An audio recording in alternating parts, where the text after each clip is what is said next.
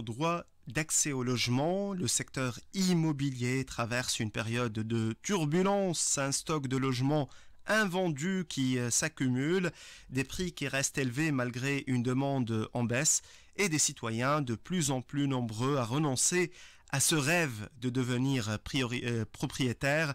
Et pour comprendre les enjeux de cette crise et explorer les pistes de sortie, nous recevons aujourd'hui M. Mohamed El-Heshmi Milieni, membre de la Chambre nationale des promoteurs immobiliers relevant de l'UTICA. Bonjour et bienvenue sur RTCI. Bonjour et merci pour l'invitation. Merci à vous, Monsieur Milieni. Alors, pour faire un diagnostic du marché d'abord, comment vous expliquez cette accumulation actuelle de logements invendus en Tunisie? Quels sont les facteurs principaux de cette situation? Concrètement, quel est l'état des lieux du secteur de l'immobilier en Tunisie? Voilà. On va faire rapidement un petit état des lieux. Voilà. Avant tout, il faudrait savoir que si aujourd'hui, le rêve de tout Tunisien, bien sûr, c'est d'acquérir un logement, ce rêve est devenu presque impossible. Il faut le dire, tout court. Pourquoi impossible? Parce que il y a des facteurs qui ne sont pas inhérents aux promoteurs immobiliers, c'est-à-dire le prix du ciment qui a triplé, le prix de la ferraille qui a quintuplé, et même plus, le prix des salaires des ouvriers, il a triplé. Le salaire d'un ouvrier, d'un petit ouvrier du bâtiment était entre 10 et 12 dinars. Aujourd'hui, c'est 30. Le maçon qu'on payait à 25 dinars, c'est à 60 dinars aujourd'hui. Sans compter la dévaluation du dinar, qui est passé de 2 dinars pour 1 euro à 3 dinars 3, alors que nous importons pas mal de choses pour le bâtiment. Il faut savoir que dans le secteur du bâtiment, nous employons entre 700 à 800 000 personnes. Et c'est un secteur stratégique pour tout pays. Voilà, c'est une grande locomotive pour pousser l'économie de tout pays.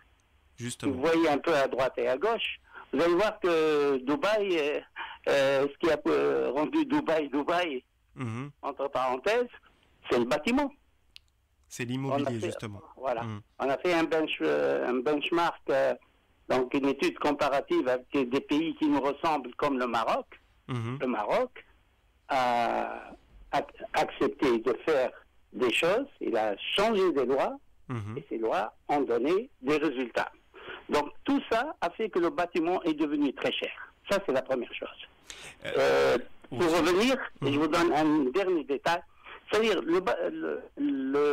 l'appartement qui coûtait dans les 140 à 150 dinars en 2010, le même appartement avec les mêmes caractéristiques coûte 300 000 aujourd'hui. Donc son prix a doublé. Son prix, c'est le minimum qu'on puisse dire, pour ne pas dire plus que doublé. Et ce qu'on ne sait pas, et le plus grand, ce qui est cher aujourd'hui pour l'acquisition d'un bien immobilier, donc d'un logement, ce n'est pas le logement, c'est le crédit au logement. Justement, c'est l'un des points les plus importants.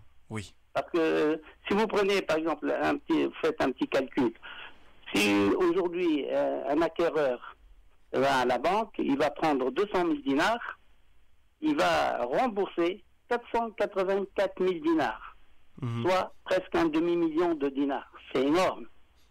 Et il faut s'interroger aussi sur ceux qui ont accès au crédit, Monsieur Milieni. Ceux qui ont accès au crédit, alors la banque, c'est pas très compliqué. Pour avoir une somme pareille, alors que 200 000 dinars, c'est pas énorme, pour avoir un bien là où on veut, dans pas des quartiers UP, mais des quartiers confortables. Donc, ça ne ramène même pas un logement confortable avec 200 000 dinars.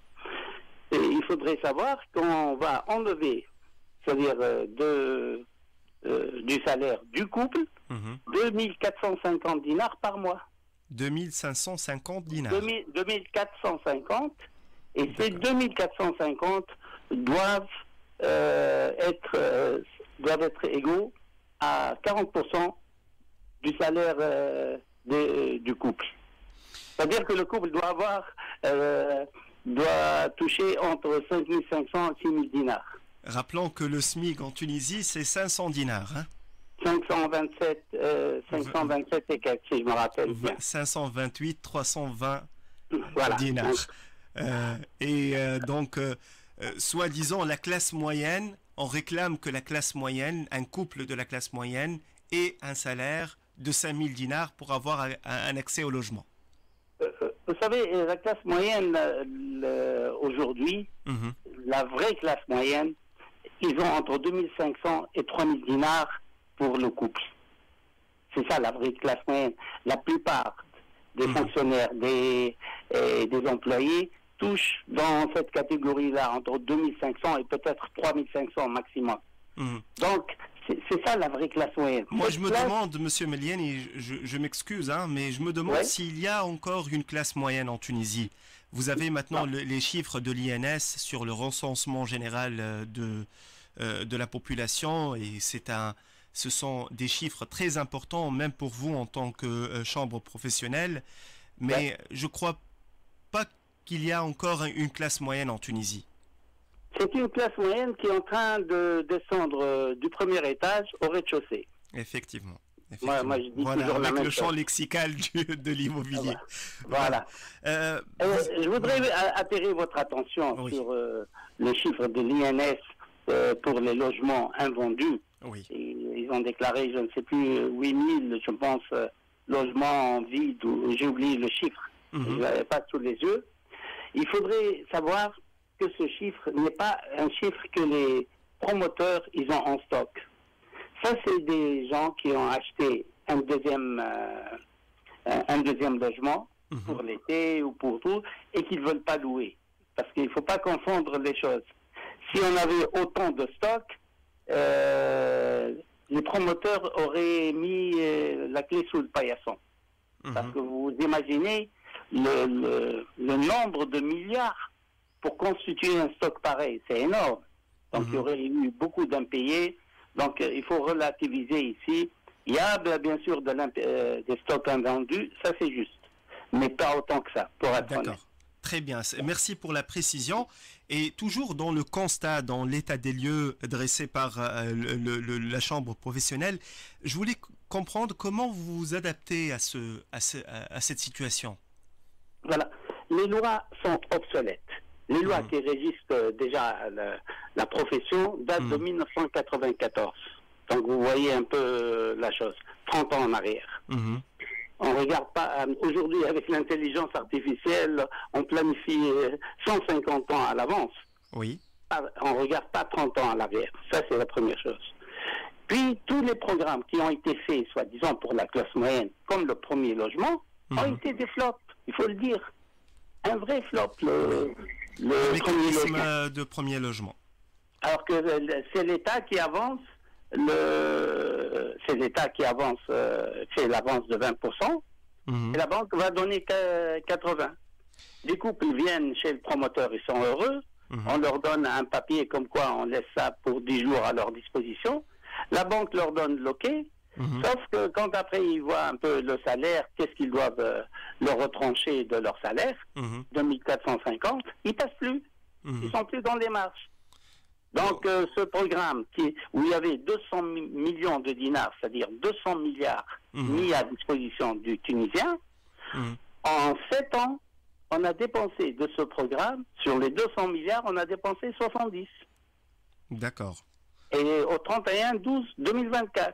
Donc après, le programme s'est arrêté, et je pense qu'il est arrêté maintenant parce qu'il n'y a plus personne qui veut prendre ça.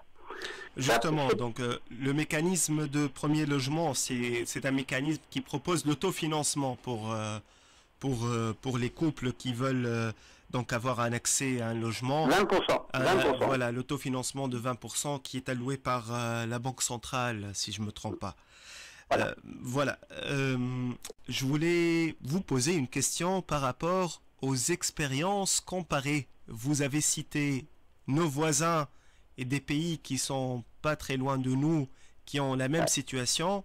Est-ce que vous avez des cas de pays et des exemples justement similaires à la Tunisie? Comment ils ont procédé pour sortir de la crise? Voilà, c'est très facile. Les choses sont devant nous, mais on n'arrive pas à les voir, même avec de belles lunettes de vue. Le problème, il est là. Première chose, pour pousser un secteur, il faut baisser les taxes. Surtout les taxes sur le citoyen. Est-ce que c'est normal qu'on est resté 7 ans, depuis 2017 à 2018, 6 ans, donc de 2018 à 2024, pour nous apercevoir que 13% de TVA, c'est beaucoup pour le logement. Et même quand ça a été voté, comme d'habitude, ça a été mal voté. Je m'excuse, je dis les choses comme elles sont.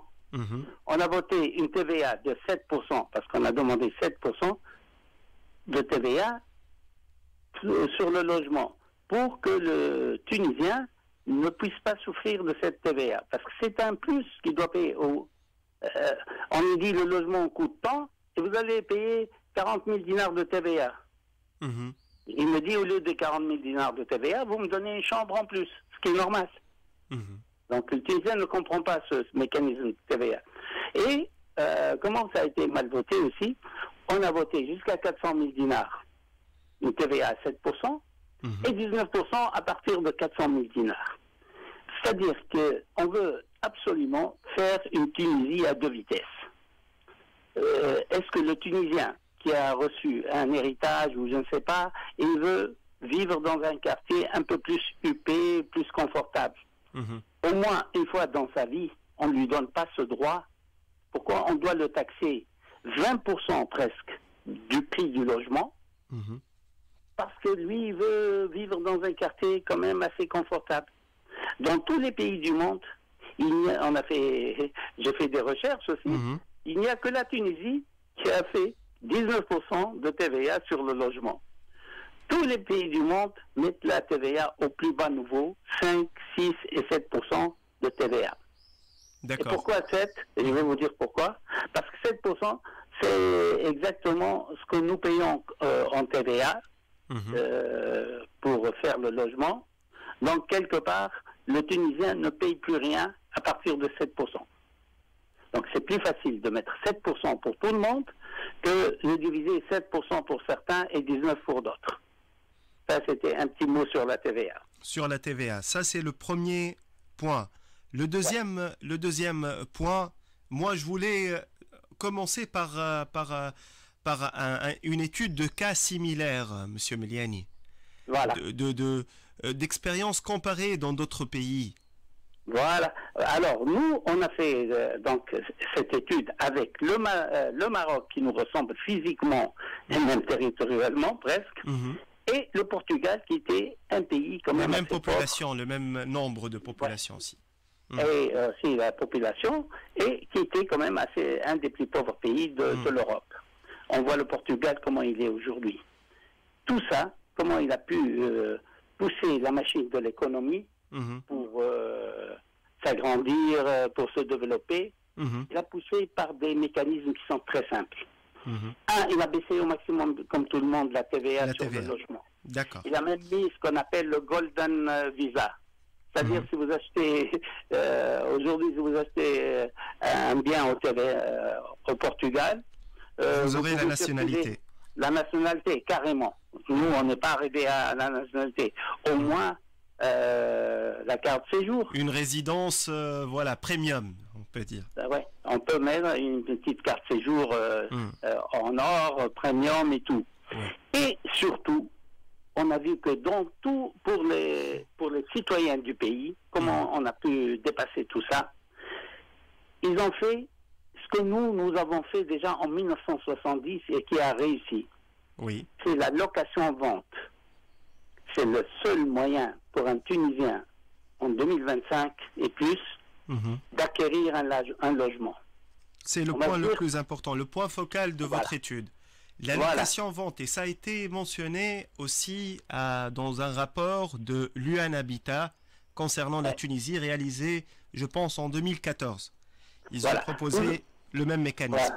Exactement. Alors, ce mécanisme doit être quand même un peu arrangé, comme on dit. Nous avons fait une étude avec un des plus grands cabinets internationaux. Un cabinet mondial, connu mondialement, on ne va pas le nommer. Alors, comment on est arrivé à ça? on s'est dit, je vais vous donner déjà un premier truc. Le FOPROLOS, le Fonds de promotion du logement des salariés. Oui. Ce fonds n'est pas fourni par l'État, il est fourni par des cotisations, c'est pas des taxes, des cotisations de l'employeur pour que son employé ou le fonctionnaire puisse un jour accéder au logement. Ça, c'est la première chose. Et donc, ça s'appelle un fonds spécial. Il y a quelques fonds spéciaux en Tunisie qui ne rentrent pas dans le budget tunisien. Il y a le fonds spécial, par exemple, pour l'agriculture, il doit aller à l'agriculture. Le fonds spécial du logement ne va pas au logement depuis la Révolution. Le problème, il est à ce niveau-là. Donc, ce fonds récolte annuellement près de 300 millions de dinars. C'est-à-dire, pour les Tunisiens qui connaissent les milliards, 300 milliards annuellement. Sur les 300 milliards, nous dépensons presque maximum, 40 milliards pour les logements sociaux.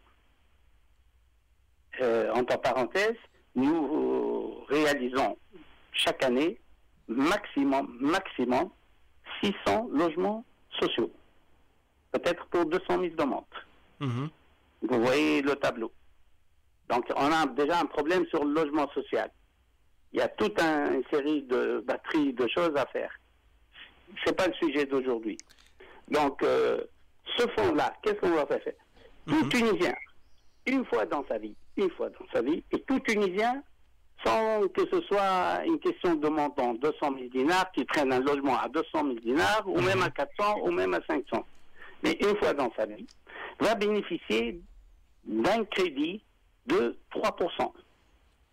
Vous allez me dire qui va payer entre 3% et 12%, parce qu'aujourd'hui, pour l'acquéreur, c'est presque 12%. Donc il y a 9 points. Ces 9 points vont provenir de ce fonds. C'est-à-dire le Tunisien, pourquoi on a dit 3%? Parce que on va prendre un Tunisien qui loue aujourd'hui à 600 dinars. S'il loue à 600 dinars, il va payer 720 dinars et le logement sera le sien au bout de 20 ans. Et parce que si on met à 3%, et on va lui ajouter que 120 dinars pour les 600. Et là, il peut le faire. Oui, donc, au lieu d'être locataire, il va passer à propriétaire.